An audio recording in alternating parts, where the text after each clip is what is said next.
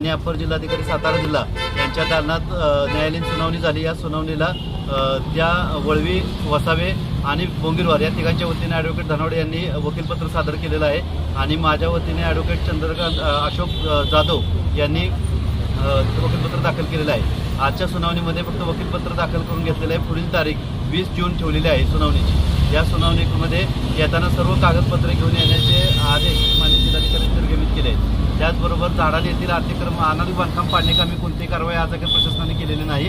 त्याच्यामुळे जोपर्यंत प्रशासन त्यावर कारवाई करत नाही तोपर्यंत माझी उपोषण चालूच राहणार आहे। त्याचबरोबर वन्यजीव कार्यालय कराड यांनी गेल्या 9 मेमध्ये दिलेल्या निवेदनावर आजपर्यंत कोणतीही कारवाई न केल्यामुळे वन्यजीव कार्यालयाने कुठल्याही प्रकारचं पत्रव्यवहार अथवा संपर्क अथवा समक्ष भेट न दिल्यामुळे जोपर्यंत हे माझे 10 विषय वन्यजीव कार्यालयाशी निगडीत आहेत ते जोपर्यंत मिटत नाहीत तोपर्यंत माझे आंदोलन चालूच राहणार आहे।